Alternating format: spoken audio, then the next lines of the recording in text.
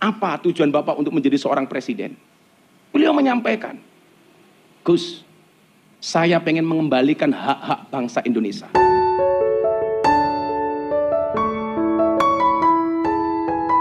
Siapa yang tak mengenal pendakwah nyentrik Gus Miftah? Tentu semua mengetahui kan? Ya, pendakwah Gus Miftah atau dengan julukan presidennya para pendosa baru-baru ini memberikan pernyataan yang membuka mata hati kita semua. Sebelumnya Gus Miftah ini adalah pendukung Pak Jokowi di tahun 2019 lalu, namun kini beliau memberikan dukungan kepada Pak Prabowo Subianto. Selama ini Pak Prabowo Subianto sering dicap negatif oleh para lawan-lawannya.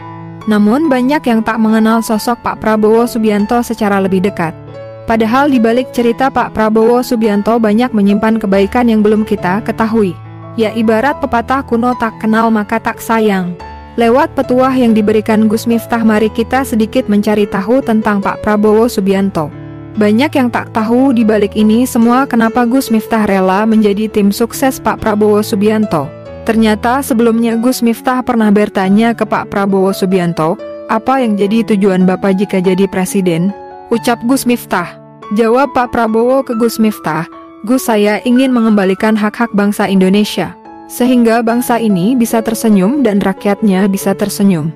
Demi Allah Gus, kalau rakyat Indonesia bisa tersenyum dengan kembalinya hak-haknya, saya siap mati dalam keadaan tersenyum.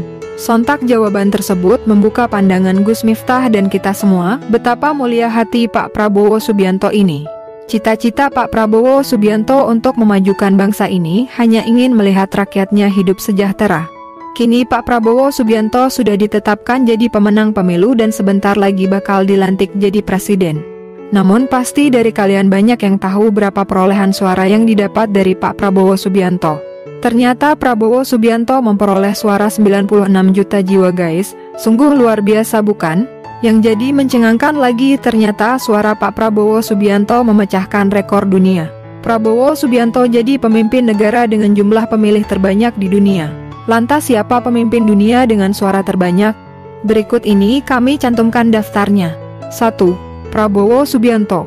Perolehan suara Prabowo Subianto di tahun ini sangat signifikan mengalahkan pemimpin dunia lainnya dengan 96 juta pemilih. 2. Joko Widodo. Ternyata urutan kedua ditempati presiden kita yaitu Pak Jokowi dengan perolehan suara 85 juta jiwa tahun 2019. 3. Joe Biden. Presiden Amerika Serikat di tahun 2020 dengan pemilih 81 juta suara. 4. Bambang Susilo Yudhoyono. Mantan Presiden Indonesia ke-6 yaitu Pak SBY memperoleh suara 73 juta pemilih. 5.